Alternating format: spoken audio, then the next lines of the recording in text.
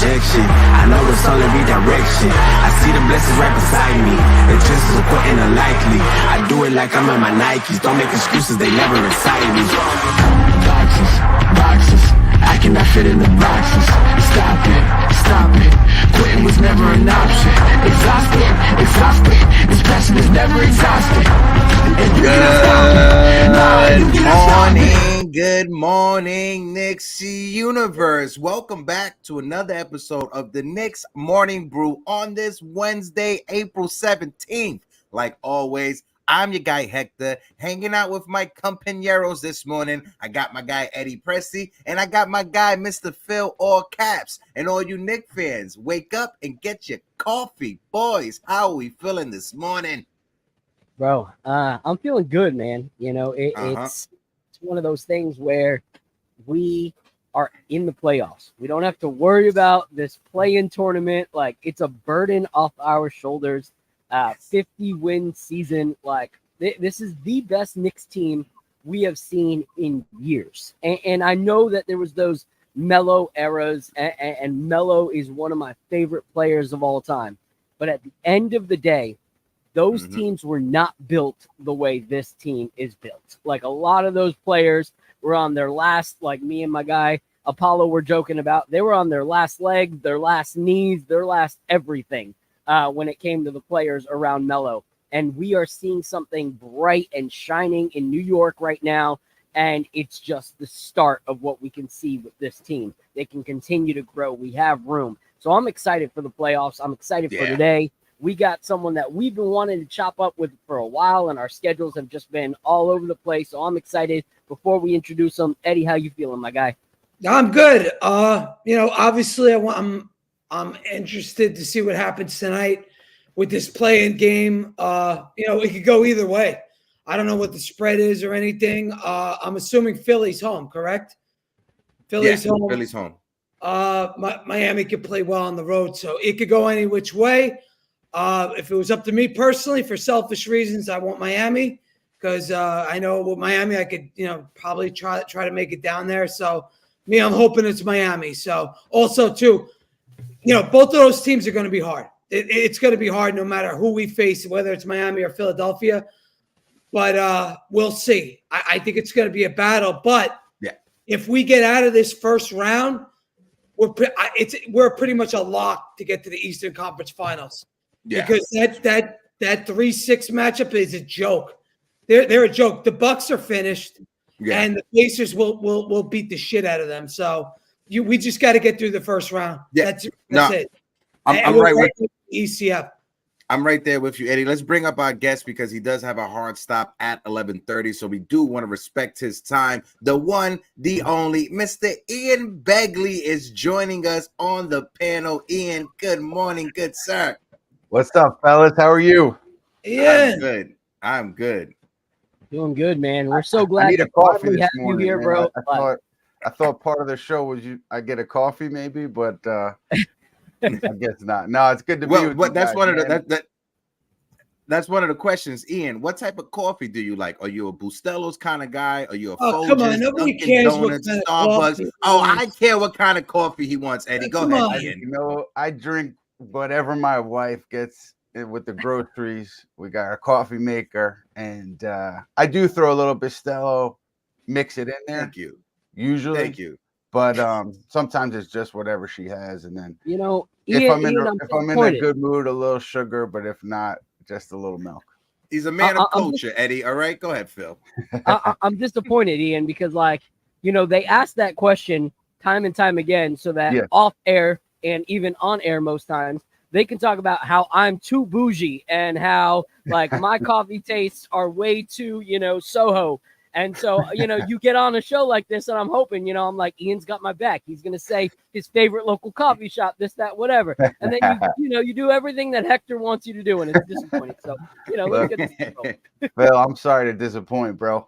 I don't have enough time to hit a coffee shop in the morning. Unfortunately, back before I had kids, I probably hit a coffee shop. But these days, no. Yeah. Well, these days you got to be busy because the Knicks are in the playoffs. Let's get into the conversation. First and foremost, coming into this season, Ian, when you saw the roster construction, you know, was this a team that you envisioned and some of your colleagues? 50 wins, was that in the picture for you? You know, I was thinking maybe get to 47, stay within 1 or 2 wins around there. So I guess 50 wasn't out of the equation, but I didn't see this coming, man. I didn't see Jalen Brunson getting to this level. Certainly, if you told me they'd be without Julius Randle, without Mitchell Robinson, without OG Anunoby after trading for him for as long as they were, I wouldn't have had them winning 50 games. And that's a big credit to everybody who played in that stretch when those guys were hurt. Obviously, it's Brunson, it's DiVincenzo, it's McBride, it's Hartenstein, it's all those guys really allowing them to tread water and stay where they were. And here they are with the 2 seed. So, no, I wouldn't have predicted 50 wins if you told me all these circumstances coming into the year. So Go ahead, Phil.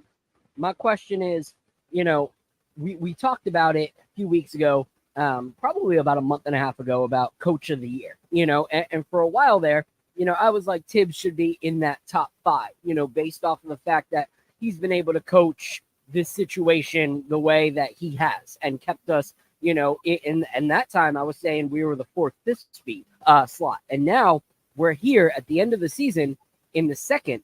And in this last month, he has seriously coached his brains out, like in ways that I never have seen or expected him to be able to do. We always said we need this old guy to learn new tricks, and he has, and he's done it to perfection in these last few weeks. So what are your thoughts? Because now I'm like, man, maybe this guy should be considered Coach of the Year with what he was able to pull off, especially in the last month of the season. What are your thoughts on Tom Thibodeau's coaching job this season? I think he's been fantastic. I think he did a phenomenal job his first year in New York. And then you look at this year, and it's right there with that year, if not better.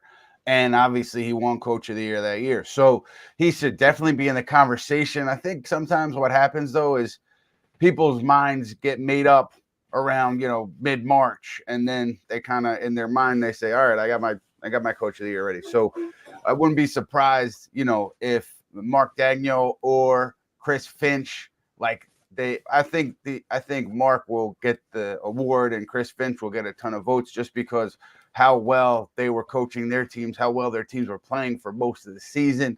But I think, to me, Thibodeau, if you're talking about the Eastern Conference, Thibodeau would get my vote over Joe Mazzulla, who had a lot of talent and had injuries, but didn't have to deal with injuries to the magnitude that Tom Thibodeau has. And I was surprised because the National Coaches Association does their vote, where I think the head coaches vote. And JB Bickerstaff was right there, but to me, I haven't heard good things about Cleveland and what's going on over there. So yes, the win total is impressive, but just based on kind of how things are trending, I don't know if JB. I certainly would give Tom Thibodeau my vote over JB Bickerstaff. I'll say that. Ian, go ahead, Eddie. Ian, if you were to give truth serum to Tom Thibodeau and Leon Rose, who do you think they would want to play? The Sixers or the Heat? That's a great question. I'm just guessing that it would be Miami because you don't have to deal then with Joel Embiid, right? Embiid impacts the series in so many different ways, and even if he's not hitting shots, he gets you in foul trouble. He makes guys like Mitchell Robinson, Isaiah Hartenstein change the way they have to play just because of his presence. So I would assume Philly if you gave them the truth serum, but I mean, I don't know that for sure. Yeah, no, great questions, right? And there's a topic here that I want to bring up, and Phil was hitting it on the head talking about Tom Thibodeau. But with the team that we have right now, something that I've been talking, this is Tom Thibodeau's best chance when you look at our roster to win a championship. His best chance and his last chance with the team that we have right now. So with that being the case, how far can this Knicks team go? Ian, in your honest opinion, how far can we go? Because a lot of the Knicks fans, especially me, I'm sipping on the Kool-Aid. I want to go all the way. But realistically, what's your thoughts, Ian? Yeah, look, Philly, if it is Philly, that's going to be tough. That's going to be a tough series to get through because also they have some guys with length who they could throw at Brunson and make life a little difficult for him. If you get through Philly, I mean, it looks like that second round matchup whether it's Indiana or whether it's, you know, a hobbled Milwaukee team, I think the Knicks could get through those two teams, regardless of who wins their first round series. And so then it's Boston, and they've played well against Boston. They faced Boston, obviously, a lot without OG Anunoby. So now Anunoby will give you a different element there. Boston, really tough, obviously. They've won all these games in the regular season for a reason. I don't know. I mean, I think the Knicks would give the Celtics a really good fight, and I can see it being close to a coin flip if the Knicks are healthy and if they don't get battered getting through these first two series, if they're relatively fresh. I could see it being close to a coin flip there, but I don't know. Celtics just seem so strong. Like, you know, maybe their bench might get exposed in the playoffs a little bit, but they just seem really tough. You look at that rotation kind of through Porzingis, and it's hard to defend. Yeah, there's a few chats that I want to bring up, and I'll throw it over to you, Phil, but a few super chats. My guy Great in the chat says, bring on Miami. We aren't dunking anybody. Hashtag for our guy Julius Randle. David Rios with a $1.99 super chat. Time to party like it's 1999. Let's go Knicks. And of course, our guy Mr. J Boogie says, Woes can drop all the bombs, but when it comes to the Knicks, Ian Begley and SNY are the only ones that break things down for me. Absolutely, J Boogie. Salute, salute, salute. 3 capital S's, bro. Phil. Yeah, you know, so you have some great points, you know, because we've talked about the strength of the Celtics, you know, and if you look at it, their first round to me is going to be kind of a cakewalk. You know, at the end of the day, like, you have the Boston Celtics. They're not really going to play anyone, in my opinion, that's going to stretch them past 5, maybe 6 games max, if it's either the Hawks or the Bulls. Like, I don't see that being a very big challenge for them. So it's not like they're going to get beat up and bruised in that first round to even make it to in that next round where it's hard for them. But besides the Celtics, you know, we've seen how we play, you know, forget everybody else, because we've seen some games where we're just like, okay, we need somebody to step up if we're going to win this game. And then we see games where it seems like everybody is stepping up. So the hard question for me is, who do you think has to be the consistent number 2? Like, the question mark of who will be a number 2 is a dangerous one to me, where we don't really know until the game actually happens who that number 2 is. But if we had someone that every single game was consistent as a number 2, that changes things. So in your opinion, who do you think needs to be consistently on in the playoffs for us to make this Eastern Conference Finals, you know, attempt at winning? Yeah, I mean, talking offensively, I go Dante DiVincenzo, and I say that because, you know, Jalen Brunson is going to get 2 thrown at him over the course of every time he steps on the floor, I should say. He's going to get trapped. He's going to get that extra defender his way. And so then can you get it out into the middle of the floor, and can you find somebody like DiVincenzo, whether he is the release there or whether he is on the opposite end of the floor open for a 3-pointer? He's got to knock those shots down and make the right decisions in those moments. And I think he's shown that he can do that and will do that. So that's why I see him as the most important number 2 for the Knicks offensively going into this series, just because, you know, Brunson's going to get so much attention, and it's about who can take advantage of that 4-on-3 situation outside of Brunson and what can they do with it. And I think DiVincenzo will be big there. Go ahead, Eddie. Ian, if the Knicks could miraculously get out of the East, do you think there's a chance they could actually win a championship? I personally don't. I think we're, like, you know, a little bit below Denver. I think we're below Minnesota, maybe on par with OKC, but kind of just like hanging below those best teams. I mean, if we had Julius Randle, obviously it would be a different story. But do you really think, like, this team could win a championship if we somehow found a way to get out of the East? Yeah, I think you look at Denver and Eddie, you know, the depth there. I'm sorry, was that Eddie or was that Phil? That was Eddie, right? Eddie. Yeah, it was Eddie. Yeah. So Denver, man, just because they've been there before and they've gotten to the top of the mountain and they look so strong throughout the course of this regular season, I would take them over the Knicks in a finals. But Minnesota and particularly OKC, that experience factor is not there. So I think that I don't think it's an obvious answer when you think about those two potential matchups. But let's say it is Denver. I just think Denver, just the experience, having done it, and having the a player who no one can guard in Jokic, they would be really tough for the Knicks. Minnesota gets through, OKC gets through, another team gets through. I think it's a different conversation. I brought up Minnesota just because last year when they interviewed Jokic, he said that the hardest team to go through last year was Minnesota, and they've only gotten better this year. So that's the reason I bought Minnesota up. No, it's a really good point. He says that they guard him the toughest, and they make life most difficult for him. Obviously with Gobert and the other length they have. So yeah, it's if you get Denver, Minnesota, it's going to be a tough matchup, and it's always fun to watch. Yeah, but I think it's different, Eddie. The reason I think it's different though is because it makes it harder for them, because Jokic, as their big, is their primary scorer. Like, he is their primary offensive player. So when you have two bigs like Gobert and Karl Anthony Towns guarding that paint, it makes it harder for a big man to be constantly scoring. We don't really have that issue since our main scorer is not, a center. So I don't think that Minnesota and us would fare the same way that Minnesota and Denver do. And you've seen that in the season. You've seen that we play them different than Denver and Minnesota play. So even though it would be harder for Denver against Minnesota, I don't really see that. I see Ian's point of Denver because of the experience. I feel if Randall was here and we had another player who has had that longevity with our squad and with the Jalen Brunson, that adds a little more, of that experience. But with that injury, and OG, as great as he is, he didn't have a ton of that playoff experience when he was with the, Raptors because of his injury. So the experience is where Denver gets the upper hand, in my opinion.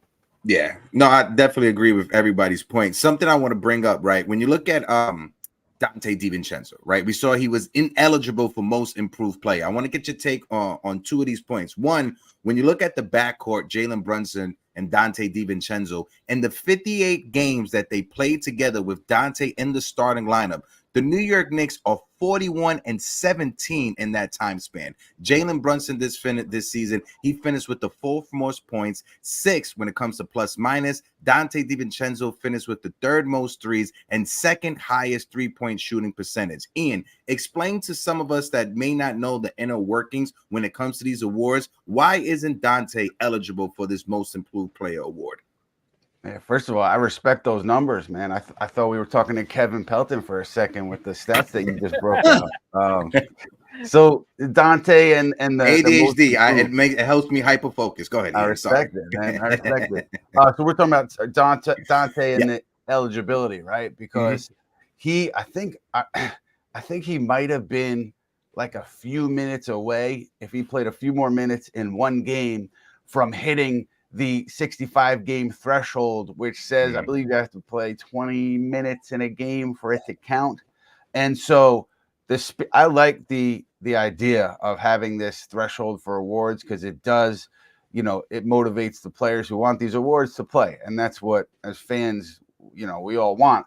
But I think they have to make an adjustment, because I think you have to say, you have to put a total minutes threshold in there as well. If a player is at 60 games, he should be able to hit a minutes threshold, which if you put it, at a 20, 25 minute threshold per game, DiVincenzo easily would have hit that. And I think that's what can correct this flaw in the rule, where a player like DiVincenzo, just because he, was 3 minutes shy of reaching 20 minutes one game, but his minutes played, he's somewhere very high up on the list of minutes played for this season.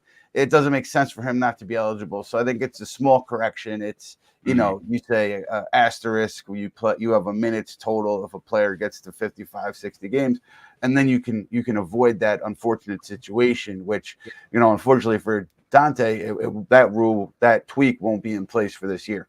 Yeah. Yeah. But Phil, before you go, I'm so sorry because Celso, he's in the chat right now. He couldn't make it up here for the show because he was a bit busy, but he had a question that he wanted to ask. And his favorite question, sorry I couldn't make it this morning, but ask Ian, my favorite most valuable non-Brunson player. So we got an award over here on the show that we're giving out at the end of the season. The most valuable non-Brunson player. And Ian, for you, who is that player? And my fault, Phil, you could go right afterwards. Go ahead. Most valuable non-Brunson player. I think I would go. To me, it's DiVincenzo or Hartenstein, and I think I'm going to go Hartenstein because the length of time there was no Mitchell Robinson, and Robinson, even though he's back, he's still getting his conditioning. If Hartenstein wasn't playing the way he played, the level he played, the impact that he made, the Knicks aren't at this position. I don't care how well Jalen Brunson plays. You need a center to step up and play the way Hartenstein did. I mean, he was fantastic. So if he's not there, they're not here. So I would say he would be the most valuable Knick outside of Brunson for me. Go ahead, Speaking of Hartenstein, Ian, I know the Knicks. I know there's been a couple of reports. I think Scotto put out that he could potentially get a 4-year, $13 million per year contract. That would be $452. But the Knicks are eligible to give him, I think it's a 4-year, $72 million extension this offseason. Where do you think, an extension happens? Do you think he gets somewhere around 460, 472? Like, where would your ballpark? And do you think, would you put like us in the Knicks to be the favorite to re-sign him? Or do you think he might test the market and maybe go out to try to get the bag, for a team with salary cap space? How do you see the Isaiah situation? Yeah, I think that he'll certainly test the market because if he didn't, his agents wouldn't be doing their job. But I do think at the end of the day, he'll be back with the Knicks. The thing is, when you talk about his number, it really depends on what other teams where other teams are willing to go. Orlando last 2 off seasons ago when the Knicks signed Isaiah, Orlando had strong interest in him, and Orlando has a lot of cap space now. I'm not sure how they view their current front court situation, but if they're looking for a player like Hartenstein, they have the cap space to come after him and make a big run at him. Detroit also has a lot of money. I think they'll try on Nick Claxton with their cap space, but I would assume Claxton ends up back with the Nets. So maybe they then pivot and say, all right, let's check in on Isaiah. So I would assume Hartenstein gets a healthy offer from another team, and I would assume the Knicks come over the top on that and get him back here. And so I would say 465 if I'm guessing, because I think they'll have to match a significant offer to get him back here. So it's more towards that max, the 472 is where you kind of see him going, probably, because these teams with cap space could come and offer $20 million a year, Yeah, so it's going to have to be, very competitive with those offers. And so I do think it's around there. And I will say, too, that one of the reasons that, Emmanuel Quickly, I think they made a fair offer. I think they made a fair offer to him, although they could have gone higher on that extension and they could have made him an offer where you locked him in. But they were not. The two sides just weren't close. Quickly, felt one way, they felt another way. But I think one of the reasons why they wouldn't want to break the bank there was because they wanted to bring back Hartenstein. They wanted to have the money, the flexibility to bring back Hartenstein, and so they'll be very motivated to do so. So really, I think it's just about what kind of offer can you get from the outside and bring back to the Knicks and tell them, hey, match it or give me $1 million more, and we have a deal. Orlando's a great call, by the way. That's a great call. So Go ahead, here's Phil. the thing I think about those 2 points that you made. First, I think it's kind of crazy that we went and this year we've had players that, yes, we know that there's the Colby Whites that had an astronomical year compared to who he was before. But if you look at our roster, we've had so many players that have had their best year in the NBA in a New York Knicks uniform.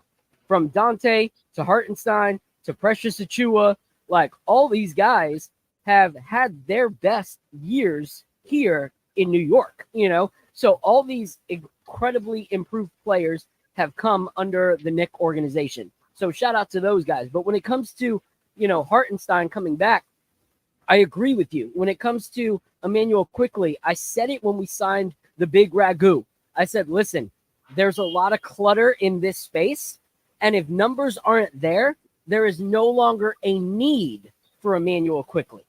So they're not going to go over the top because we can fill what he does with the pieces that we already have and the pieces that are on the bench. If we let Emmanuel Quickly go, there's not a huge gap of what we need. When it comes to Hartenstein, our offense completely changed when he came into this starting lineup. The way we played and the way that him and OG and Jalen and Dante were able to work together, a lot of what we've seen in success has been with Hartenstein in the lineup.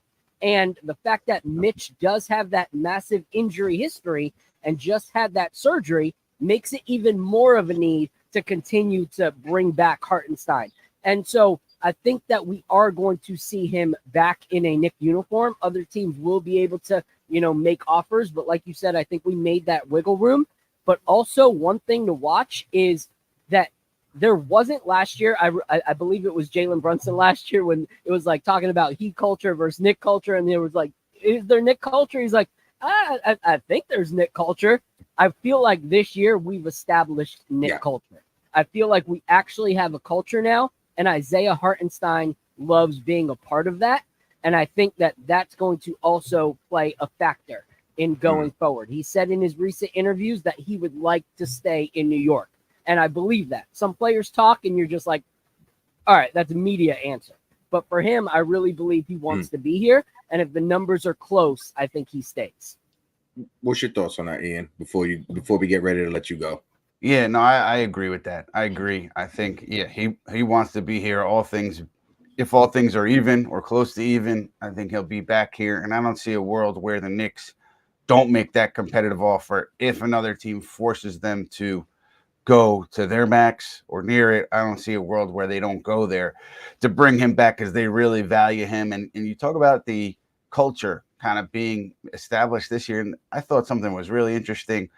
After the final game of the season, we were talking to Jalen Brunson in post-game interviews in the locker room, and he said something like, we haven't let finger pointing or blaming, get into this locker room. And that's not something you see all the time in pro sports. You see, pretty often with the Knicks over the last 2 decades, the blaming, the finger pointing, whether it's internally front office to coaching staff or among the players, that really permeates your group and it corrodes your group. And so I asked him, why hasn't that happened with this particular group? He talked about, the role the coaches play, the way that these guys kind of came here, were coached before they got here, and just their general attitude. And asked Dante DiVincenzo the same thing. He said they all root for each other. It's genuine. They all want each other to do well. And it's not like I want you to do well, but I also want to get my 20. It's like, I really just want you to do well, period. And so you have that dynamic. He says it's real. He says it's not just for the cameras. So that's a special thing. And that's another reason to me to really want to bring Isaiah Hartenstein back, because he's a part of that. And you want to bring every piece that's a part of that back that you can. Yeah, definitely. Ian, thank you so much taking time and joining us for this conversation. Hopefully we can get you back. Hopefully the Knicks keep playing in the postseason so that we can get you back here as well. Phil, Eddie, last words to Ian. Let him go because he has some important things to do. I can ask you questions all day, Ian, so I'm going to just shut my mouth. Appreciate you coming on, bro. Really, I appreciate it, man. Last question is one word. I'll do the right quote if I put you in a tweet. I told you not to bring that up. We are filtering everything. All right, we are filtering no wild everything. aggregations, bro. Please. So last question.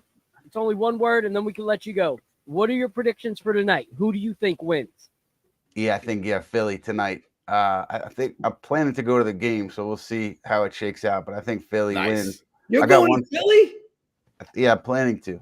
Wow. Okay. I got one last question. Eddie, who do you think is going to win the NBA championship? Denver. You. Whenever I see that tweet from him and I get the finger, like, whoa. You know what that does, Ian. That's Ian, thank you so much, man. If we make it to the Eastern Conference Finals, we got to have you back. We got to talk about it. For sure, I'll do my best to jump on with you guys, man. This was fun. Thank you for having me. I appreciate it. Denver, Appreciate you, Minnesota. Ian. Thank you, bro. Let's Appreciate go. it. All right, fellas. Later, take brother. care. Have a good one. That was a great conversation with the one, the only Ian Begley and Eddie. Of course, make sure you get the quote right. All right, we don't want to misquote our guy Ian Begley. I wanted Phil, to ask him about OG, but then that would have been another 10 minutes. So I just shut up. I would have went into the Randall stuff. I would have went all out, but gotta respect Knicks this time. fans, I'm gonna keep on putting it out there, right? I said it on the last show. Dante DiVincenzo, he is big on the Sour Patch watermelon flavor. If you guys want to show up to the stadium, show up to the Garden with the Sour Patch bags so you could throw it at the opposing team. Shout out to my guy Dante for his explain to everybody why that is, because you were when I was at the autograph signing on Saturday at the Hobby Hive, I swear to God, in the 3 to 4 hours that he was there, he ate about like 5 or 6 bags of them. He was just throwing them down like it was nothing. All right, before we go on, I'm gonna play a video real quick. Go ahead. And no, I wasn't ignoring anybody comments. It's just it's just when you bring them up, it just go ahead. Yeah, sorry. We're gonna get to a lot of your guys' comments right after this. But there's a really cool company by the name of Jack Abrahams, and they have these really cool backpacks they've been doing representing different teams. And they did one with the blue and orange for the Knicks. They actually did a photo shoot with Ryan Arcidiacono before he got let go. So, shout out to Ryan for doing it. He'll be back with the team next year. Yeah, exactly. So we'll keep those photos for next year. But so I collaborated with them on this video. They hired me to do this.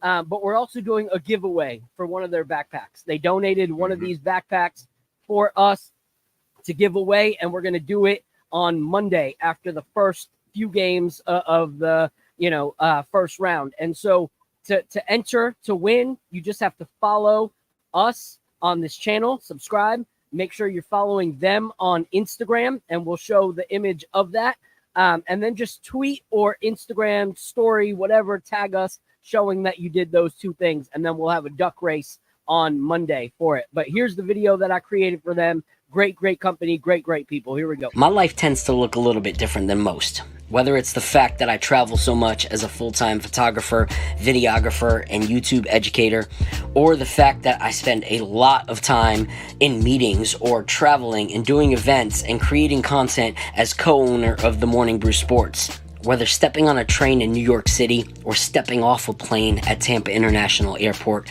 or just traveling around and being a tourist with my wife and kids, I'm able to have the blue and orange wherever I go. And I'm able to show support to the team that means so much to me wherever I go.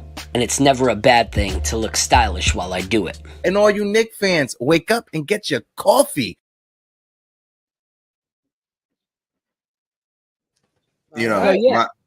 My favorite part about that video is the end. Every time you show me, I always got to just let everybody know my favorite part is the end. Go ahead. Yeah, of course it is. Of course it is. Hector loves seeing himself. It's a beautiful thing.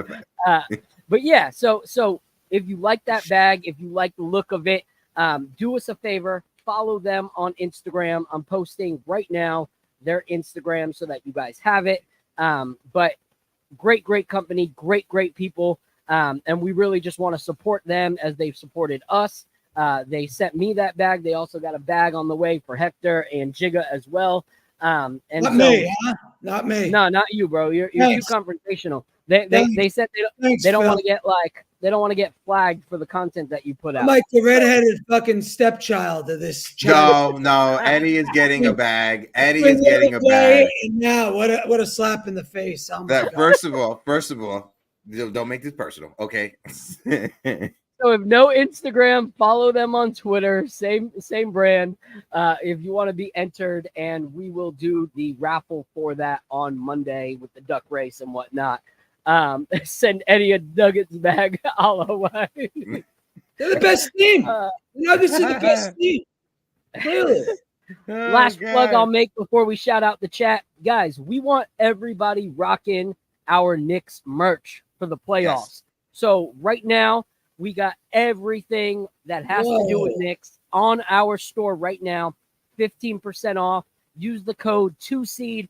Rep your Knicks in the playoffs wherever you go, whether you are like our guy Swan and you are out on the West Coast and you're representing it at family watch parties, or you're at a local bar in New York City. Wherever you are, we want you wearing one of these. Support Jalen Brunson, support OG, support Josh Hart, support the squad. I'm going to try to get a Ragu one up by Monday.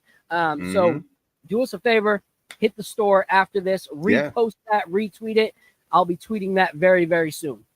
Yeah, and before we continue, I want to shout out the chat because we got 280 people in the building rocking out with us. If you guys can, please smack that like button. We got over 130 people on YouTube, and we're sitting on 40 likes. If you guys can, smack the like button. Let's run the likes up on this stream. Let me shout out the people that's in the chat. My guy, Nice De Lo Mio, is in the building. Nice, my guy. Que lo que? Dímelo. What is good? Sign Cubes is in the building. My guy, Shine. I haven't seen Shine in a minute. Shine, I hope all is well. Jacob Petruzzi is in the building. My guy, Jacob.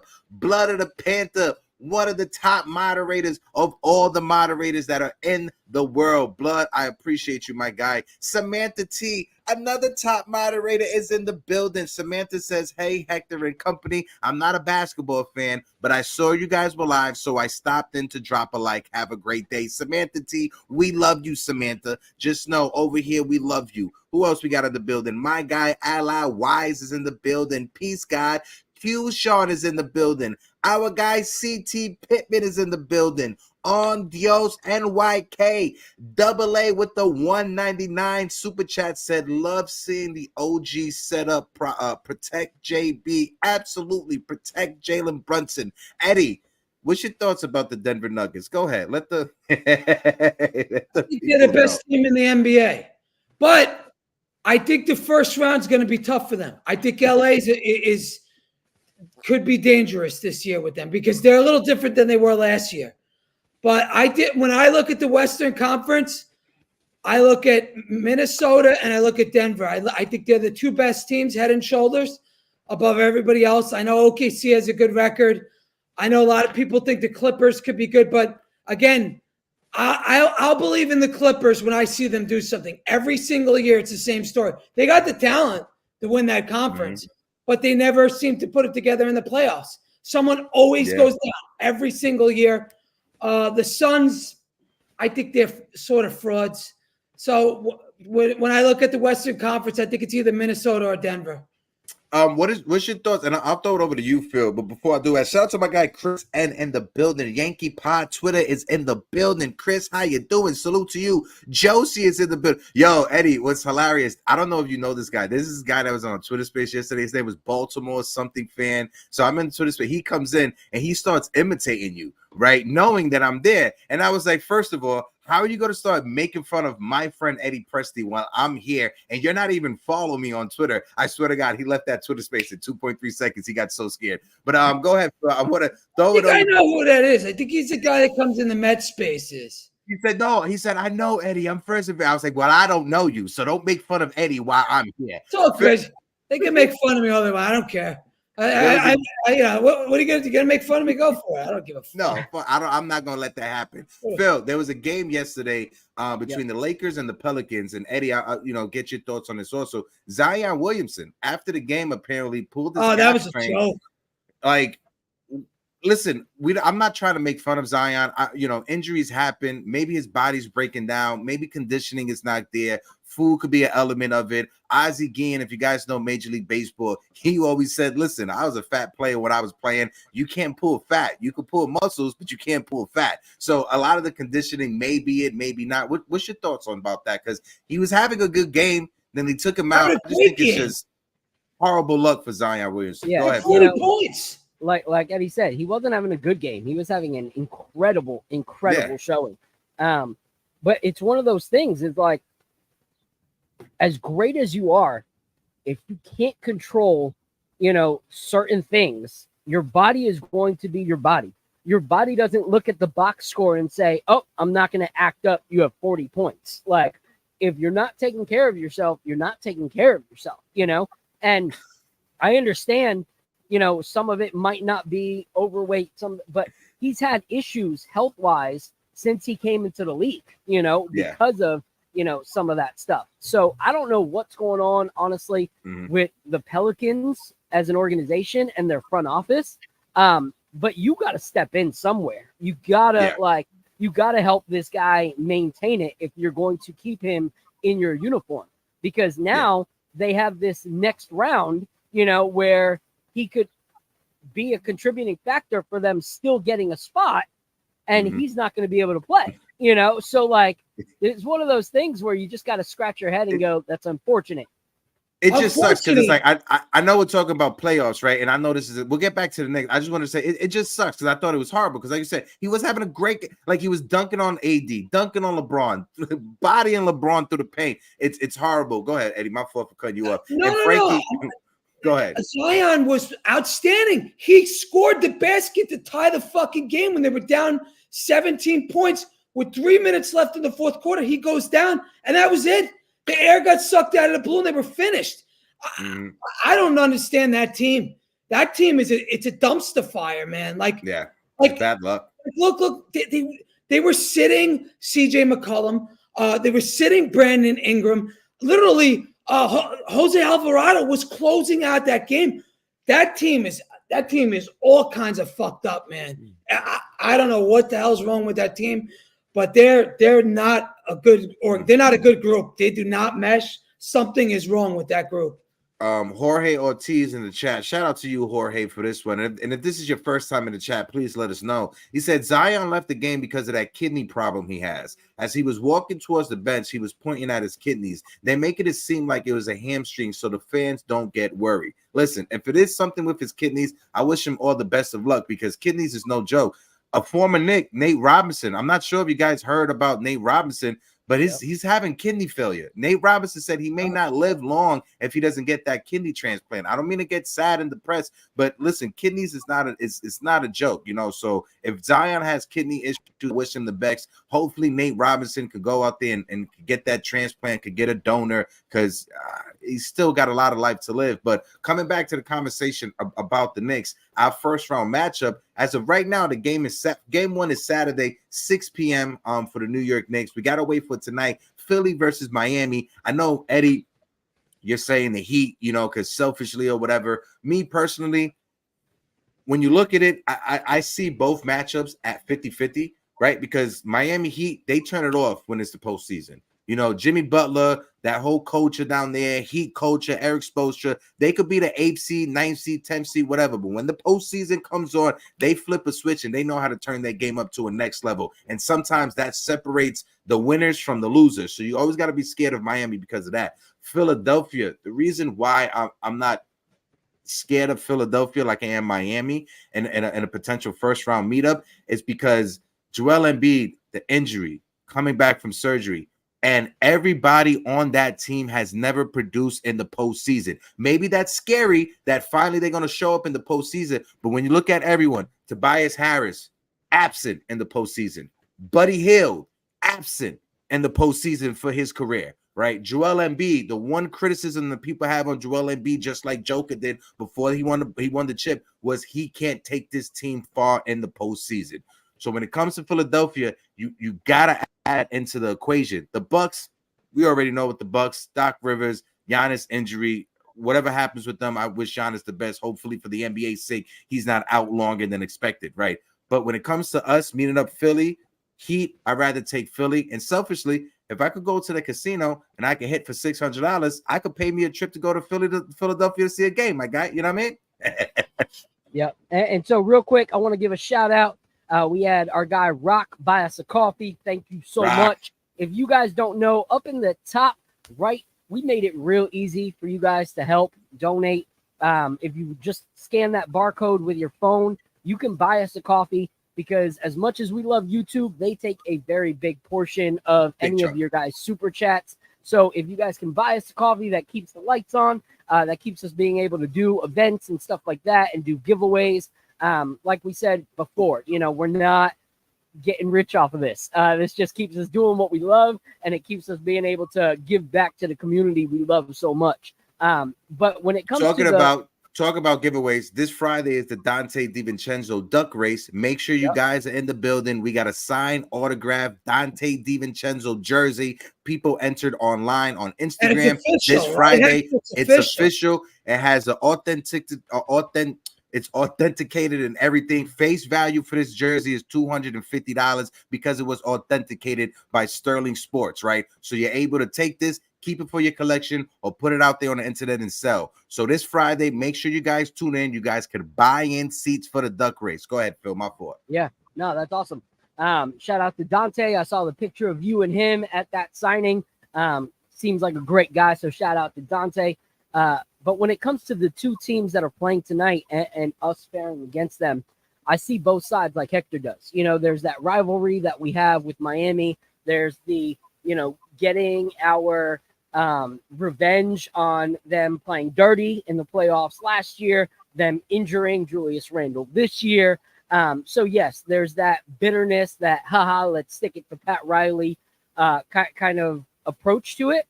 But there's also a huge part of the fan base that wants to see the 76ers for many reasons. You know, like they are a 7th seed only by situation. Like they are not, if you actually look at that organization, they are not a 7th seed. Like they are a great, great team. They made a lot of changes with the idea that Embiid would not be coming back.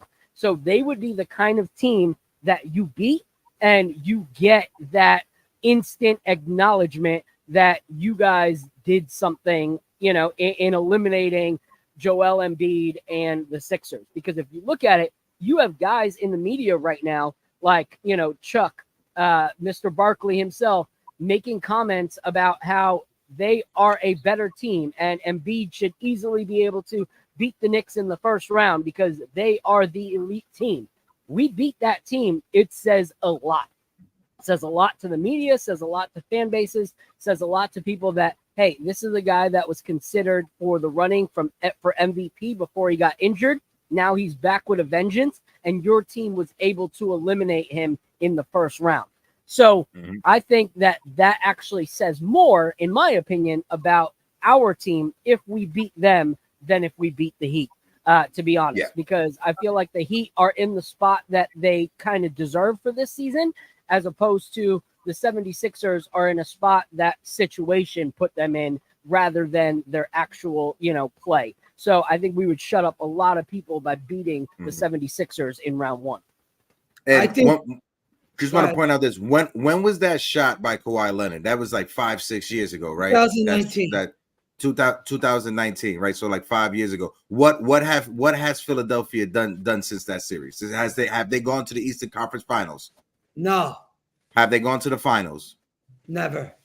Did Tobias Harris disappear in the postseason last year? Yes. Okay, I just want to clarify for this question right here. Shout out to you, Knicks 100. Go ahead, Eddie. But to that point, Hector, you could say the same thing about the Denver Nuggets up until last year. That was the rap on Jokic that the guy can't win in the playoffs. So I'm just gonna say narratives can be broken. So for everybody, they definitely can be broken. But what I'm saying is that coming back from a mid-season ACL surgery cleanup for a center who has a history of knee problems. Look at this is a guy in Embiid.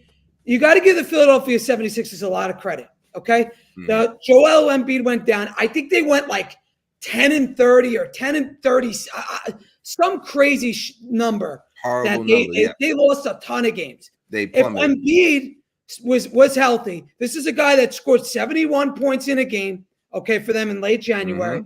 This is a guy that was playing at an MVP level. The 76ers would have been the 2 seed. They would have been the 2 seed had they stayed healthy.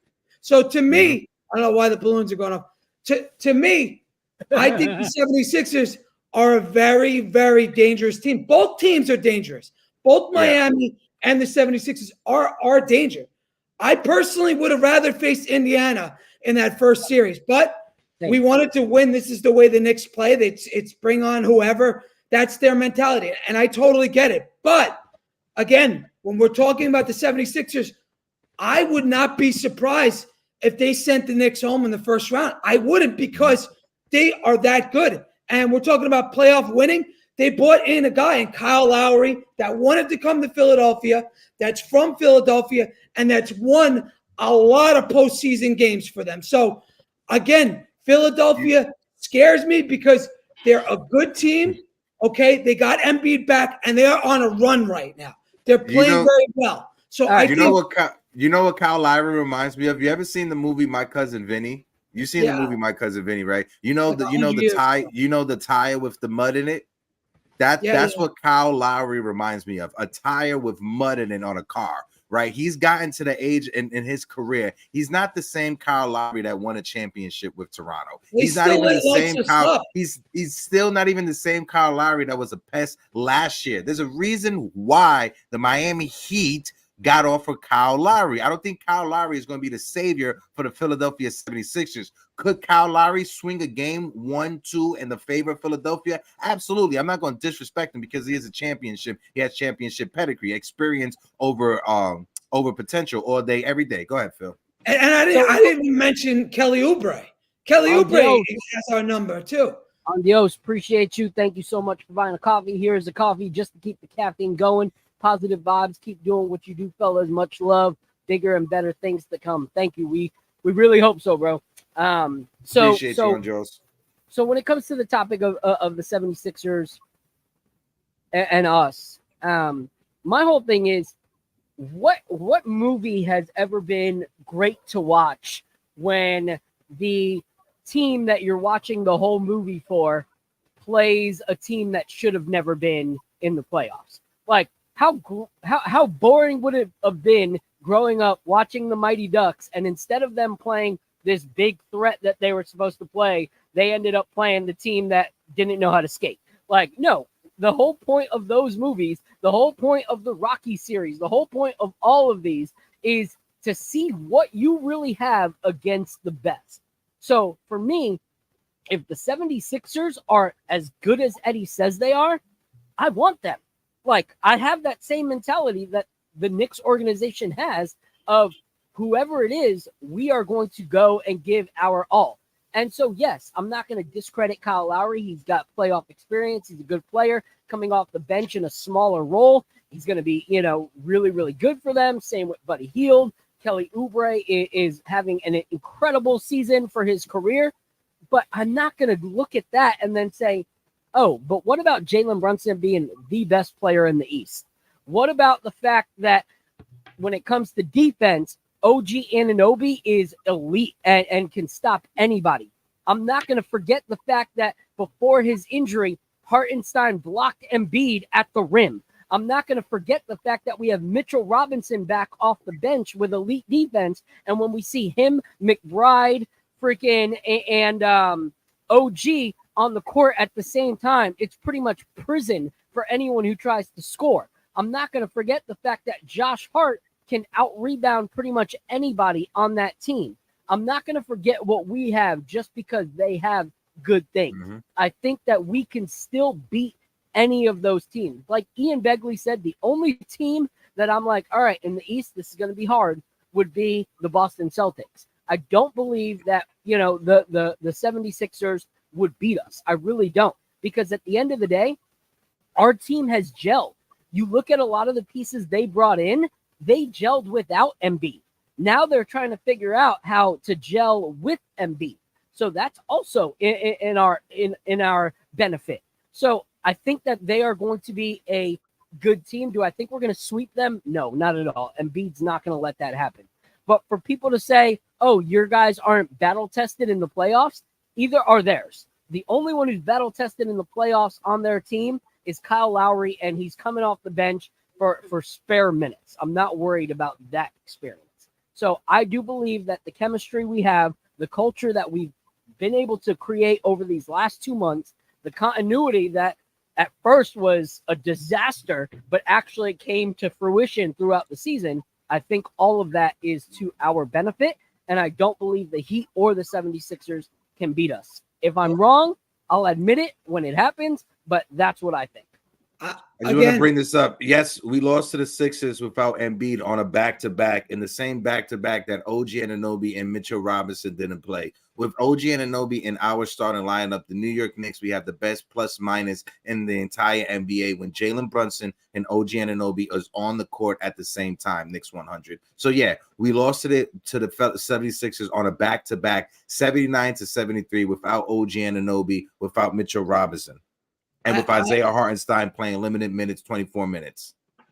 I believe that the New York Knicks and the Philadelphia 76ers are a very even matchup, and they're very similar teams. They both went through big injuries. They both lost one of their stars on their team, right? They both had to tread water for 2.5 months without some of their best players, right? In Philadelphia's case, it was without Embiid. In the Knicks' case, it was without Mitchell Robinson, without Julius Randle, without OG Anunoby. Both teams also had to figure out a way to find a way into the playoffs. Philadelphia dropped all the way to the play-in.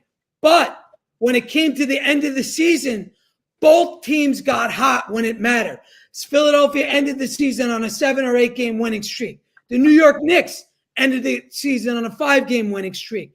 So I believe both of these teams are very, very close, very similar. Both have top 10 players in the NBA in Embiid and in Brunson. Both have, guys that could score any given minute in Oubre and in Dante DiVincenzo.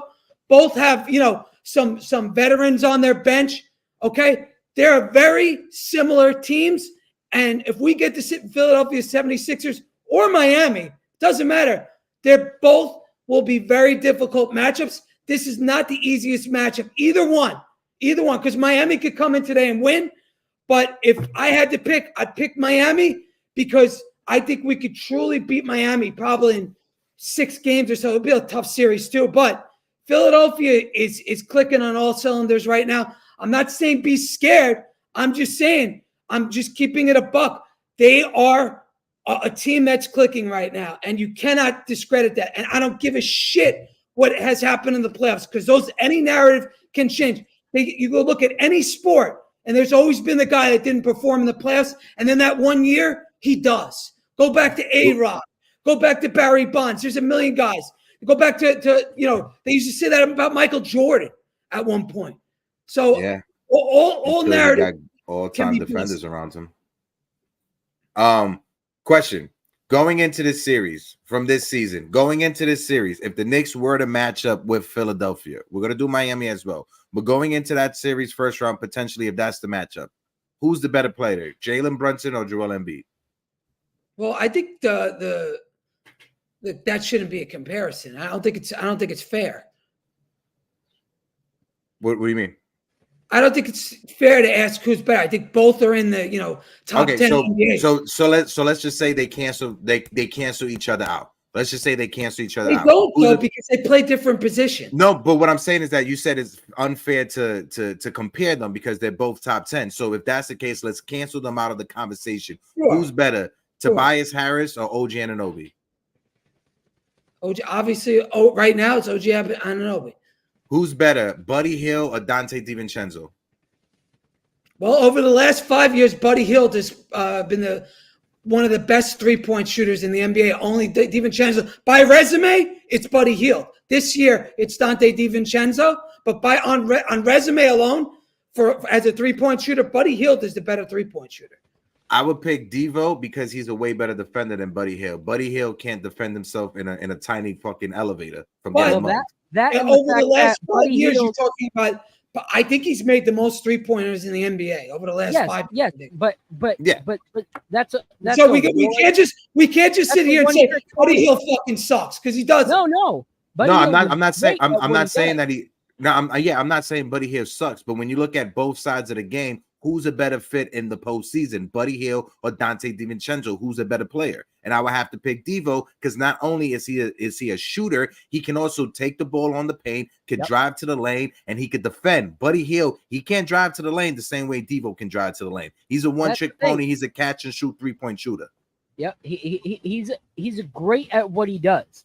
But at the end of the day, If they stop his 3-point shooting, what does he contribute? Nothing. At the end of the day, you stop Dante's 3-point shooting. We've seen it just the other day. How many times did he drive baseline and either do a reverse layup, a dunk, a putback? Like, there are many things that Dante can do outside of the 3-point line. That's what makes him different.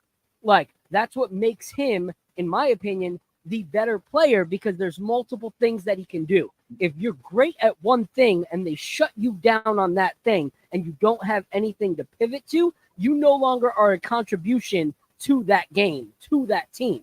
So that's why when it comes to Dante, he brings more to the lineup than Buddy Hield does. But there might be a situation where we're double teaming Embiid, and Embiid kicks it out to an open. No, Hield. yeah. No, I'm not. Like everybody not in arguing, the chat saying I'm being a hater and everything. I am being very straightforward with all of you guys. I am not fucking. There's no sugarcoating this. This is and I'm sorry I cut you off, Phil. Go ahead. No. And I was just going to say, and I think Philadelphia, when it's all said and done, they may have the second best player outside of Jalen Brunson and Joel Embiid when you look at Tyrese Maxey. I'm not sure how Maxey's health is going to be in the postseason, because I know he was dealing with injuries in the last month. But if Maxey is healthy, that team's going to be dangerous to match up. But then again, young, inexperienced, how is Maxey going to perform in the postseason? You saw Emmanuel quickly struggle trying to perform in the postseason, dealing with injuries. No, but what I'm saying, dealing with injuries. And Tyrese Maxey this last month, he's been dealing with injuries. It's not the same Tyrese Maxey that was at the All-Star game, is what I'm saying when you look at his performance on the court. All right. So before we keep bickering with each other, I want to give a shout out. It's a great conversation. Go ahead. No, I'm just giving you guys a hard time. I want to give a shout out real quick to our guy CP the artist. He put this out. He finished this drawing today, so shout out to him. It's a little tribute to Julius Randle, and it's a tribute to this right here, which was that Muhammad Ali cover. Yeah, so that's shout fire. out to him for completing that great work of art. Shout out to CP the artist. That's fire. And then I want to give a little shout out to my heart. Yeah. All right. I want to give a shout out to my wife. All right. Oh. So, we're kind of on a, like, hey, let's focus on, our travel. We're on a spending freeze. She let me use some credit card points and some coupons that we had, because she knew, even though she wants me to not buy any more shoes at all, she saw that these came out and she let me cop these for the playoffs. So shout out to my amazing wife for allowing me to use her hard-earned. Shout out to the wife. Shout out to the wife. Shout out to the wife. Shout out to the wife. Were you able to use like the discounts at like Kid Foot Locker when you was I only get discounts on hats. All right, I only got a peanut size hat. I got regular size. I apologize. I'm sorry, Phil. No, but hold on. I want to bring something up because Frankie's in the chat laughing. So Eddie, you got to do this and in Edge's voice, because I can't do this in Edge's voice. You got to read this chat. Go ahead. I mean, I don't know about Edge's voice. That's I think it's like my thing is like the Knicks need to. I can't do it. That's only for Edge. I'm not good. Frankie said in Edge's voice, my thing is the Knicks need to hope that one, Dante can keep being a consistent number two option, and two, we can find a consistent bench option. I still think our bench is mid. Shout out to you, Frankie. I hope I did a good impersonation of our guy Edge. He does say my thing is though. Now that Frankie brings it up, that's pretty funny. But a lot of people say that on Twitter though. Yeah, I want to put the link for the open chat down there in the chat. I could rock out to about like 12 o'clock. Hold on, 12:30. I'm gonna put this in the chat. Like we always say, if you're gonna come up here for the open panel, everybody is welcome, but we just got to respect the terms and services of YouTube, of Instagram, of X, of Facebook. If you guys are up here giving your take, please be respectful to everybody else. The same time will be given to you, just in case if you're wondering, right? So Phil, I want to throw it over to you before somebody else gets in here. We were talking about Philadelphia, but Miami, right? I brought it up. The thing about Miami, we have a rivalry with Miami, right? We got eliminated by the Miami Heat last year. I'm someone that, like I said, I'm more fearful of Miami than I am of Philadelphia. But if we want to get the monkey off our back, if we want to be able to conquer our demons, we got to be able to beat the Miami Heat and eliminate them from the postseason, right? As much as a lot of Knicks fans want to avoid Miami and just make it past to the make it further along, I think it would just be bittersweet and add to it if we're able to eliminate Miami in our first round and make it far and make a deep playoff run. Yeah. At the end of the day, you know, what I want to say is I understand wanting to get that monkey off our back. The thing is I don't really fear them as a basketball team. I fear them as a dirty team. And that's the issue. Is every time we've played them, it has led to an issue with one of our main guys. And with the fact that our team has had some, you know, history already with injuries throughout the season, I don't want to take the risk of a dirty Miami team in the first round. You know, like it would, for me, I would rather have played Miami later in the playoffs. I personally do not think that they are. There are certain players that they have which are really, really good right now, like Mr. I injured Julius Randle Jaime. Great player. But I feel like where they killed us last year was from the three-point line. Well, they got rid of a lot of those sharpshooters. Like they got rid of, you know, Gabe Vincent. They got rid of Shmee or whatever his little guy name was. Struce. His name was Struce. Also, we got over 350 people in the building. Smack the like button. 150 on YouTube. We're sitting at 60 likes. Run the likes up to 100 for our guy, Mr. Skuriski, or whatever his name is. Yeah, Shmee. Shmee. So they don't have him anymore. So, like, for me, they're not really that threat. And our defense is far better than it was when we played them last year. So I think, you know, team-wise, you know, and just basketball-wise, we fare against them a lot better than we fare against the 76ers because I don't feel like they are that great of a basketball team. Like I said earlier, they are in that spot because they deserve it. That's not the case with the 76ers.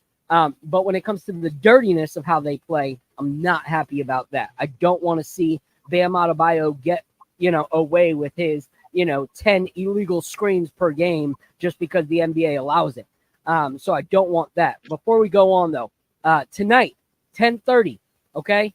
Myself with my co-hosts, Bully, Apollo, and Eru, we will be locking in with the first episode of the Knicks Nightcap, talking all things Knicks playoffs and all things whiskey. So come out, join us. It's a beautiful night tonight, so I'll probably be kicking it outside with a cigar in hand and just hanging out with my guys. So at 10:30 right here, make sure to join us. We will be doing it at 10:30 every Wednesday so that we make sure that we're not interrupting your guys' playoffs experience. And then you're able to, if it is a Wednesday game, you're able to still make Eddie Presti's late night, midnight, space with Deej. So make sure you check that out. 10:30 tonight. We will have open panel, so we want to hear from you guys. But yeah, that's the only reason I personally don't want to play the Heat. Every other reason makes sense, you know. And honestly, if I look at it, how crazy would it be to go up against them in the first round, and then let's say by some kind of, you know, miracle, we play the Pacers in the second round now that Embiid is injured. And then in the third, we play the Celtics. And it's nonstop us playing teams that have been our rivals through the year. That would kind of be the crazy Cinderella story for the New York Knicks. And not just that, but every team would have someone that's connected to the Knicks. Miami would have Pat Riley connected to the Knicks. Indiana would have Obi Toppin connected to the Knicks. Boston will have Kristaps Porzingis connected to the Knicks. And if the Knicks were able to make it to the finals to match up against the Dallas Mavericks, we would have New York City's villain itself, Kyrie Irving, matching up with the New York Knicks. That's the purpose. Listen, I need to be in the writer's room in Hollywood. And Tim Hardaway Jr. And Tim Hardaway Jr. Not once a Knick, but twice a Knick. Shout out to my guy, and always a Knick. And always a Knick. Great in the chat with the $5 super chat. January 26th game against Miami was the game Juju got hurt. We still beat them by 18. We could beat Miami. No need to coping, please, to duck them. Copping, please, to duck no one's them. copping, please. Yeah, no, copping, please. Yeah.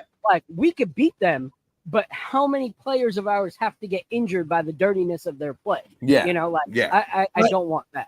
I'd much rather play Miami.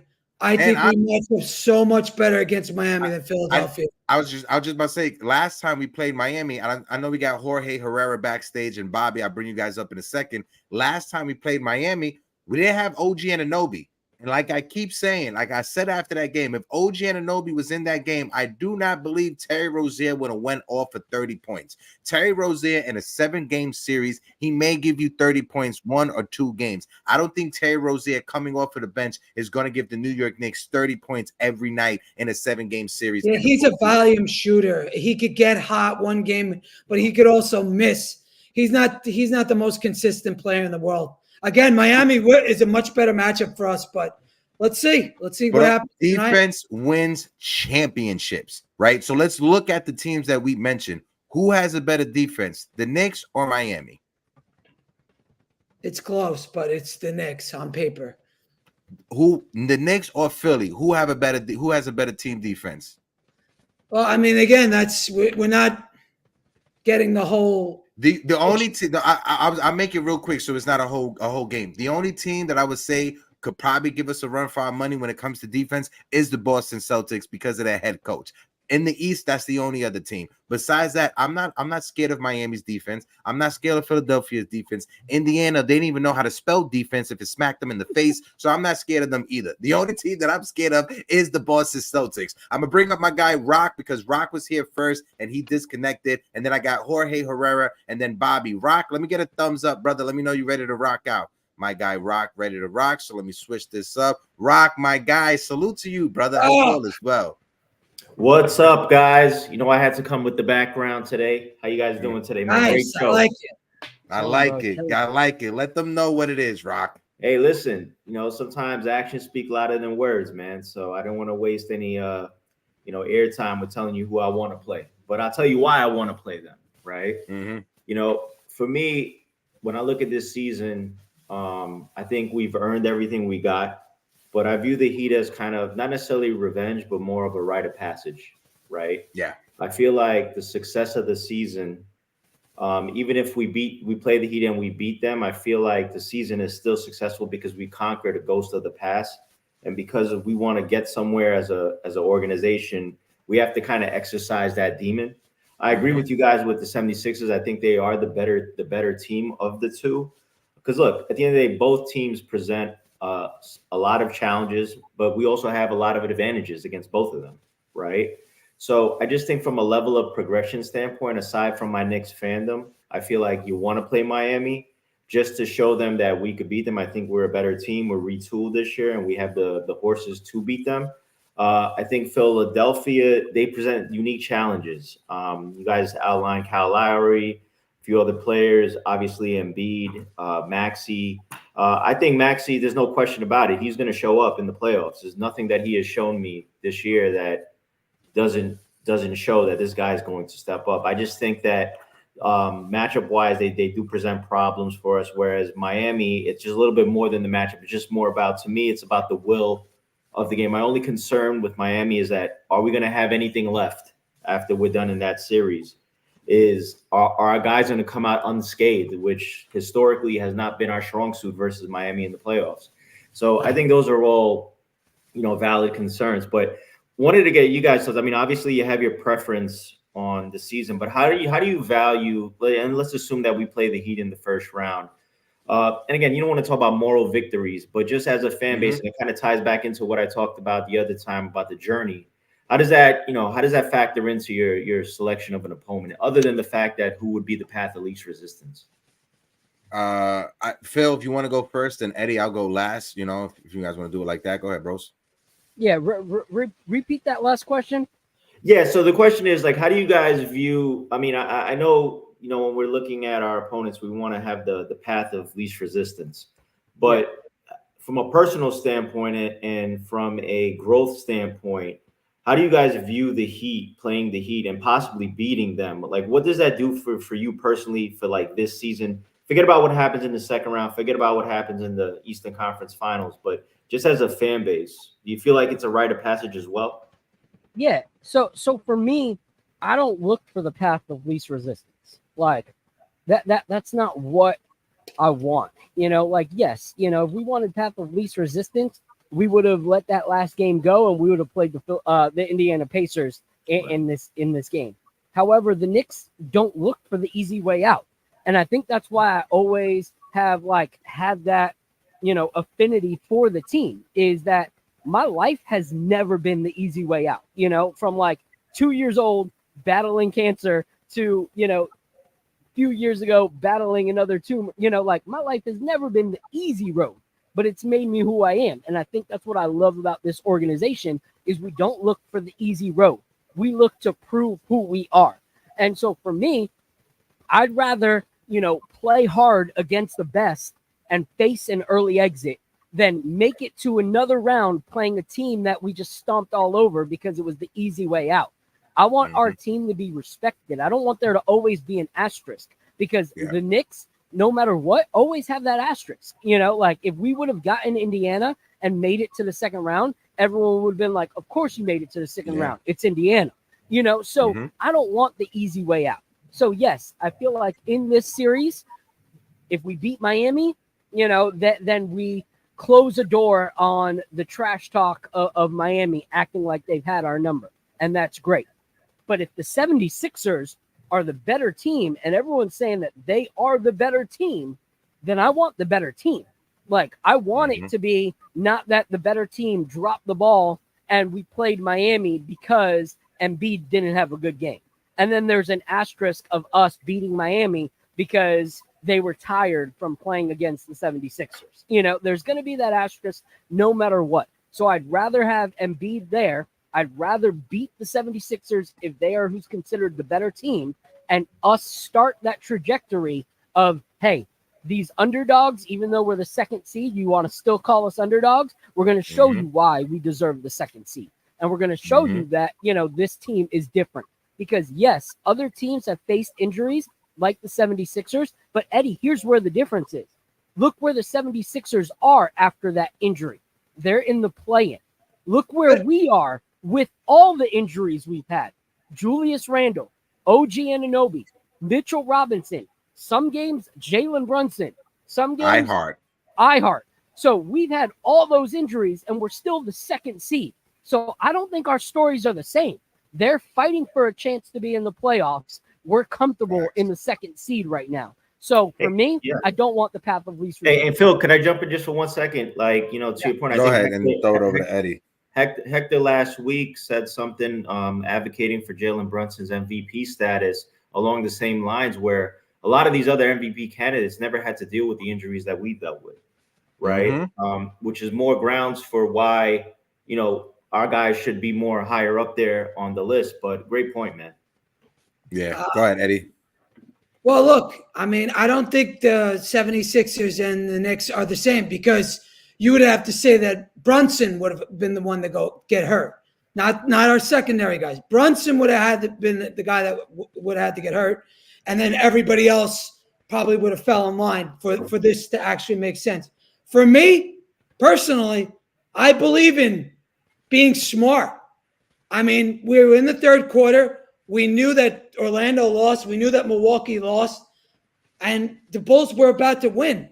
To me, the smarter move would have been just, let's face the Pacers. Because you're guaranteed to win that round. To me, it's a guarantee. They've done nothing. The Indiana Pacers have done nothing since that play-in game. They've been a dumpster fire. They've been trash. And now they got a Bucks team. That team is done. They're finished. They're on the ropes. Giannis is out.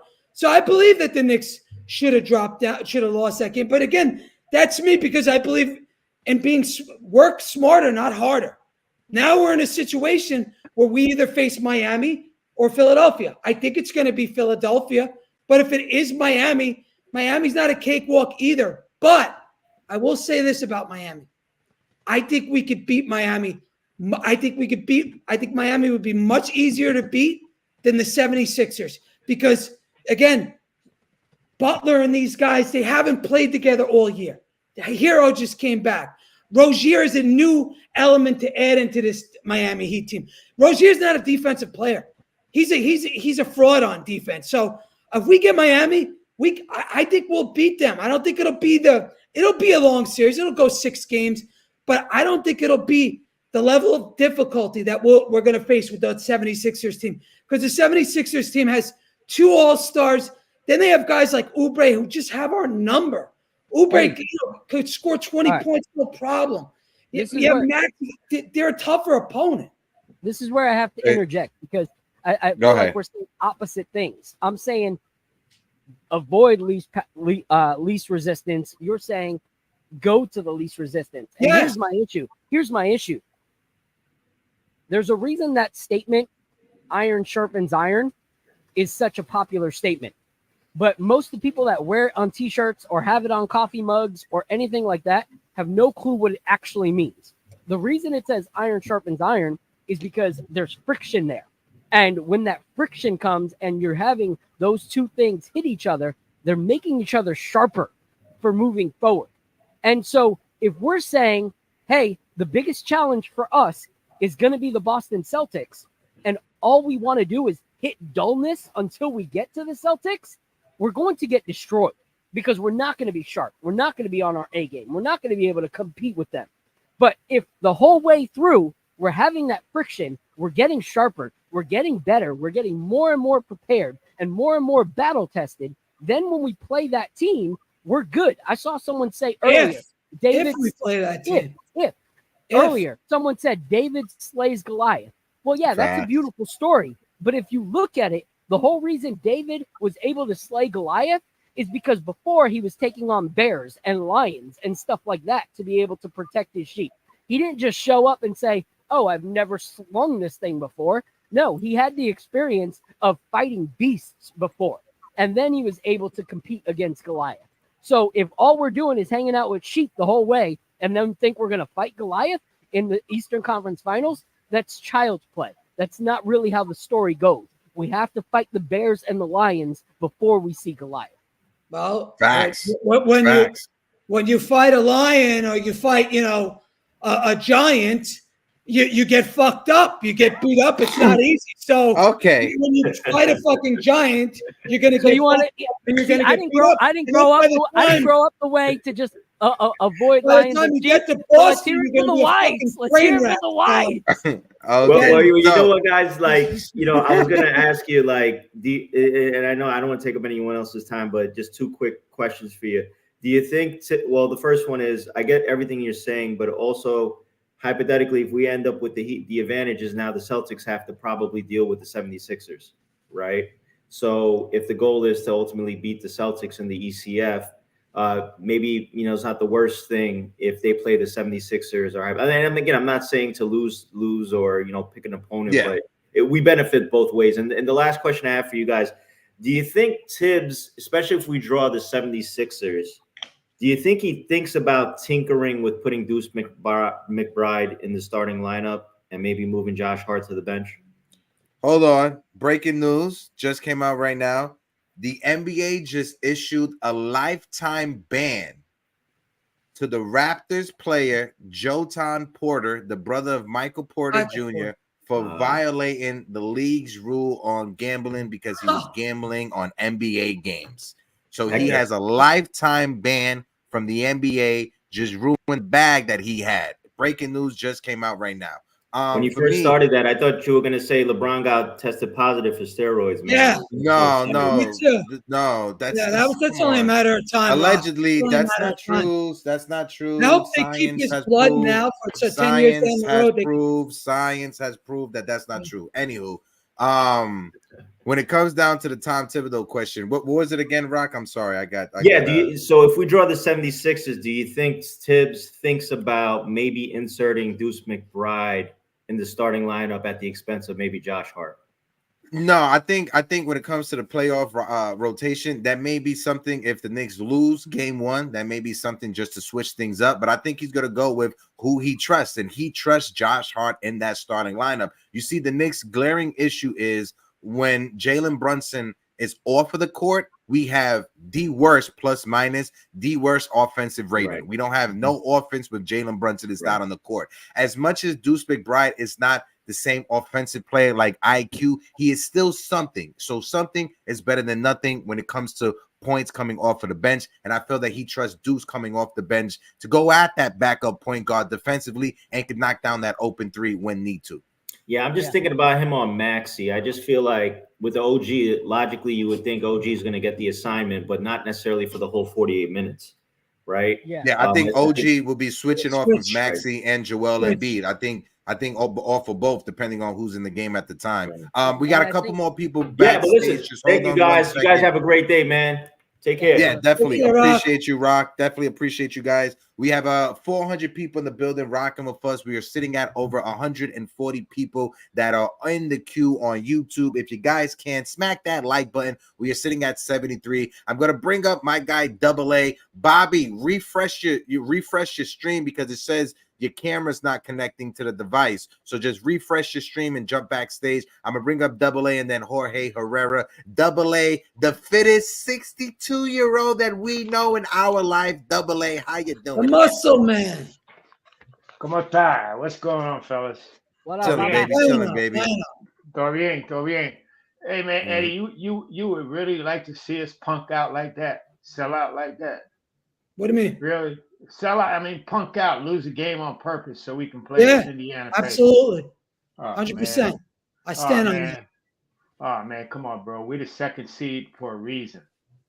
We were the second best team in the East, okay? Even with all our injuries. By one game. It doesn't matter. We're the second best team in the East, right?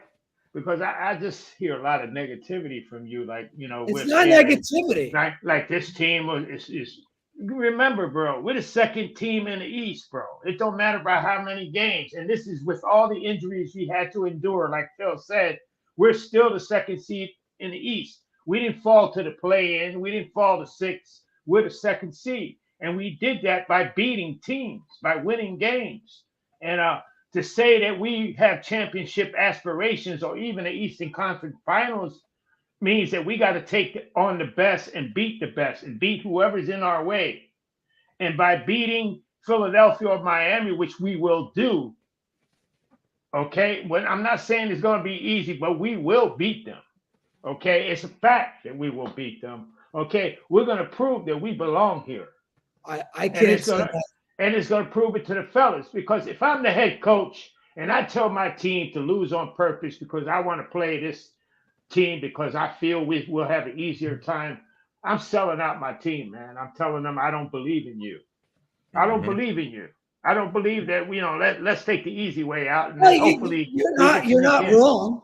You're not wrong for saying that. Again, this is what I would have done. I don't, to me, the name of the game is get better each year. Get further each year. So last year was second round. This year you make it to the Eastern Conference Finals.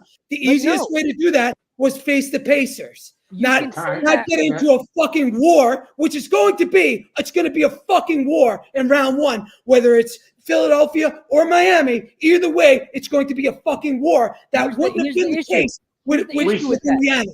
It's easy to say that. It's easy to say that from a living room. But what about the players that might not make it into a Knicks uniform next year if their contract doesn't work out or if they get traded in the offseason? Should they just think, oh, well, what I did for the season's enough? Like, no, they want to leave a legacy. This team is able to say that they are the first 50-win team since 2013 for the New York Knicks. Because I guarantee you next year there will be content creators. If we did not get to the 50-win mark and we lose in the first or second round of the playoffs, that will say we couldn't even get to 50 wins. So they got to 50 wins. They leveled up from last year, 47 to 50. So they're improved. Okay, but what I'm saying is they wouldn't have got that if we asked them to cut those games so that we could play Indiana. And you're telling players who have poured out their blood, sweat, and tears, hey, I believe in you to a point, but if you lose this game, then I can really believe in you for the first round. Like, that's not a confidence booster. What movie have you ever seen? Like, imagine the Coach Carter movie. This ain't a movie. This is real You life. know why we watch those movies? You know why we watch those movies? That's Because fantasy. as people who have ever played sports, you relate to it. If you've never played an actual game of sports, this idea of lose to win would make sense. But if you've actually competed, you would not vibe with that as an actual competitor. To get knocked out in the first round, talk to me after that. I have a question. Didn't Rocky lose in the first movie? Yeah, he did. He lost. Okay. So this is like Rocky 5 for us because we've been losing since 1972. So we're like in Rocky 30 right now. We need to finally fucking win when we go to the postseason. But Double A, no, I see what you're saying, and I see Eddie's point, right? It's not like Eddie is making asinine points. Yes, no one's saying that Indiana wouldn't be an easier matchup. I'm not saying that, but at the same time, I'm not gonna go into work trying to do a bad job. I don't think there's anybody that's going to go into work and try to do a bad job. You can't go in there and tell players, go out there and lose the game. How are you going to tell players to go out there and lose the game? You're not telling them. You're just simply sitting them in the fourth quarter. You're simply sitting them. All right, the seeds are set. That's the same thing as saying. But that right there is you waving the flag and just telling your team you're quitting. It's on not the game. Really waving a flag. It's, we got Indiana. I have their number. Instead of going through a war zone, why not just take Indiana? Because I don't want to. Because I don't think those players will have respect if you just sat them on the bench. First of all, Tom Thibodeau don't sit players. I don't want to risk injury. But he doesn't sit players when he's up by 20 points up with 2 minutes left. You think he's going to sit players so he can lose the last game of the season to get an easier matchup? No way, Jose. Tom Thibodeau's not going to do that. He's old school. He ain't going to do that.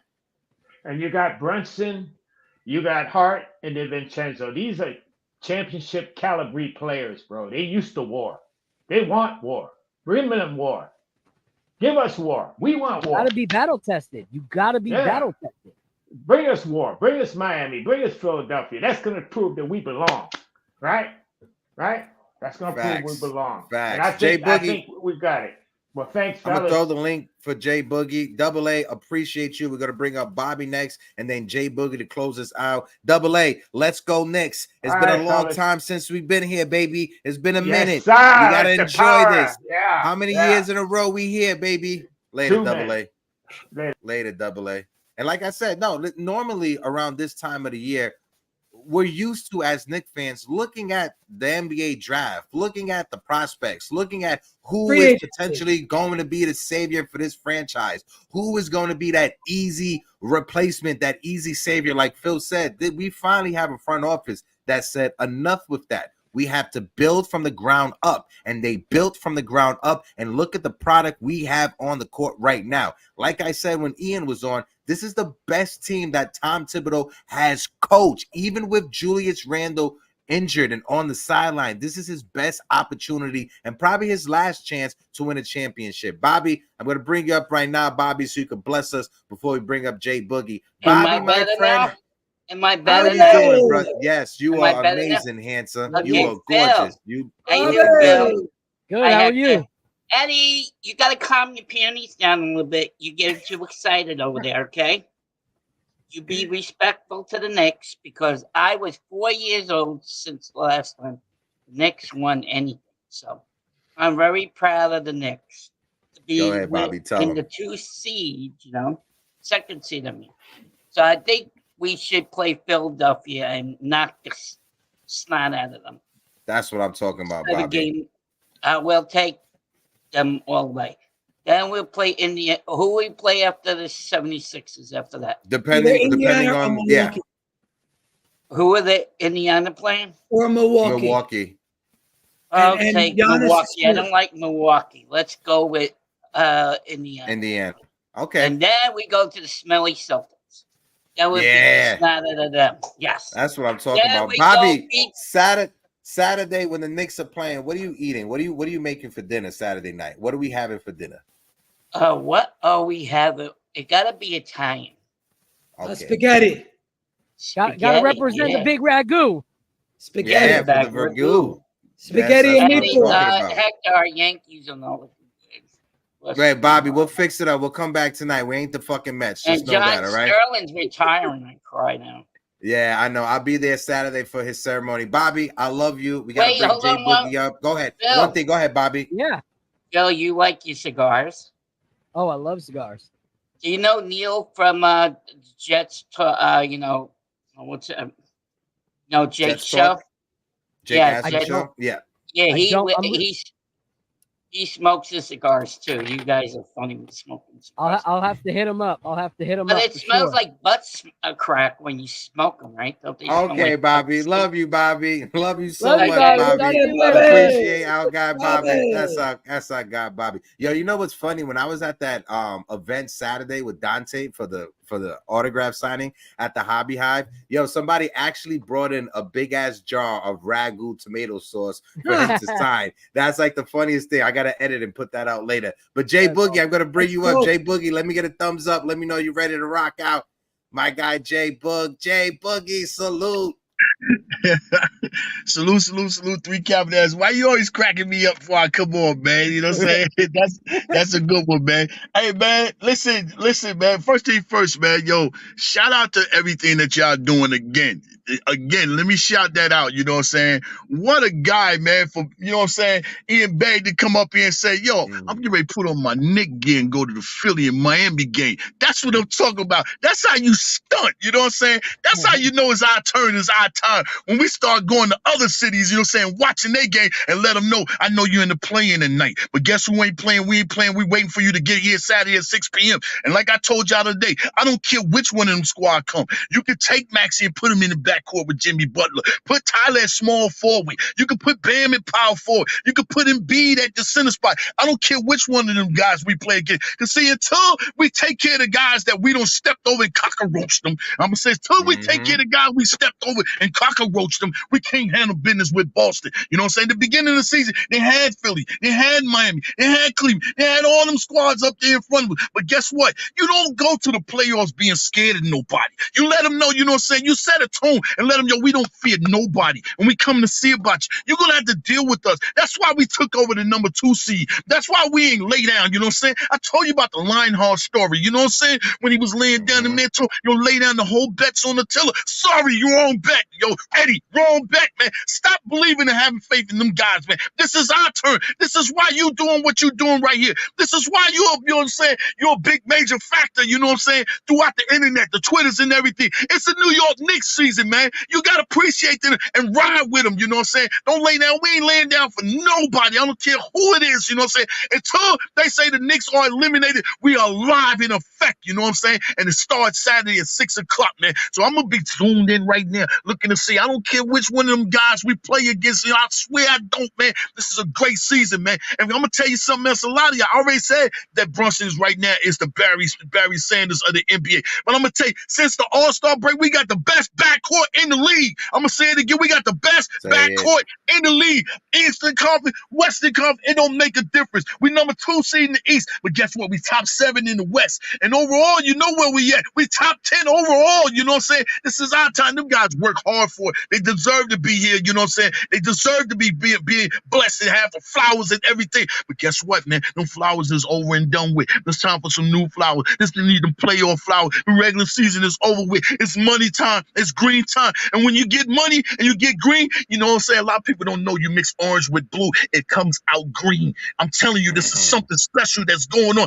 Pay attention, man, and ride with the squad, man. But keep doing what y'all doing. I love y'all. Salute, 3 capital S's. Blessings to everybody. And I'm coming up to New York this weekend, man. I'm coming up to New York. I'm celebrating my birthday this weekend. I'm waiting on to find out the information so I can come up, turn up all the way in the building, man. Let's go, New York. Let's salute, go. salute. That's what I'm talking about. Hey, real quick. I want to let everybody know Jay Boogie's still in the background, but I just worked on a edit for Jay Boogie. He's got a song called Mike Breen. He had me, edit some clips together for that video. So when he's ready to drop it, we will show it on the show. Shout out to Jay Boogie. Do you got it right now? Do you got it right now? Because he said we can actually show it on the show whenever we want to. So if you got it right now and can upload it to the to the StreamYard real quick, we could play it for the people. I'm just saying, if we're able to. If not, then we could just play it on Friday. Yeah, I can just share my screen real quick. Yeah, see if you can share your screen do real it proper. quick. All right. Do it proper. You know what I mean? All right. Make sure everything is good. Yeah, but how about those 76ers, fellas? Fuck those 76ers, all right? I'm not scared of Philadelphia. First of all, this is what I'm talking about. The city of Philadelphia, one of the most racist cities in all of America, right? Okay? You got one of the greatest fighters of all time. Joe Frazier is from Philadelphia. And instead of having a statue of Joe Frazier, who's an actual human being, a great boxing legend from your area, you have a fake fucking character and Rocky Marciano and a statue of him, but you don't have a statue of Joe Frazier. It's Rocky Balboa, not Rocky Balboa, Rocky Marciano, Rocky, I don't care. How about that one? Rocky is a very historic figure for the Italian-American community. So it's one of mine and Celso's favorite movies, so I'm not going to hate on it. But without further ado, here is Mike Breen by your guy, Jay Boogie. Also, shout out to our guy, Sky Zoo, who just dropped the blue and orange everything video. If you guys go check that out, support him. All the video footage from the crowd is video that I contributed to the music video from last year's playoffs. So any crowd reaction footage that you see in that music video, I was able to contribute to that video. So thankful to partner with my guy, Sky Zoo, on that. So here we go. And This is my little baby. That's Ryan. That's my wife right there. Hello. This is Mr. Mike Bree right there. Say hi, Mr. Bree. That was a good game, huh? It was. When shots are being made, y'all know the phrase. That's what shots being made. All the shots that win the game. Fourth quarter's crunch time. The game's on the line. The real players, they shine. I'm Mike Bree with the flow. In case you didn't know. Fourth quarter's crunch time. The game's on the line. The real players, they shine.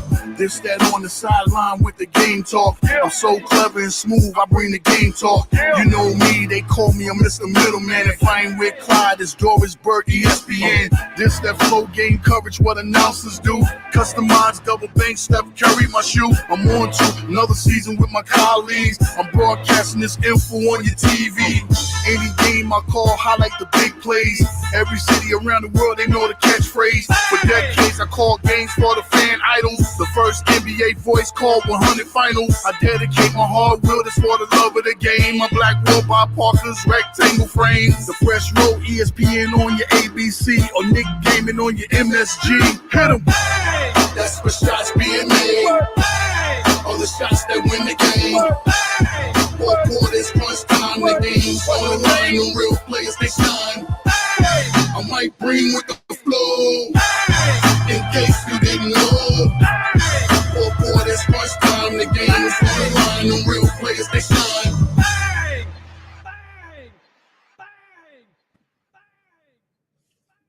I'm just sick of hearing my own voice. I like your voice better. Hey, I'm gonna let it go in a few minutes, man. I love you, son. Shout out Jay Boogie. Shout out Jay Boogie and Phil. Again, another dope edit. You know, shout out to my guy Phil the Prophet, my brother from another mother, very talented individual. And shout out to Jay Boogie, super talented as well. I see we got one more person backstage, my guy Nice. We're gonna bring up Nice and then we're gonna close it up. But before we do that, I got that clip. I was able to upload the clip. So here's the clip from Saturday talking about the ragu. Let me see, brother. You might be the only person who has that item. The big ragu. It came to me in a dream, man.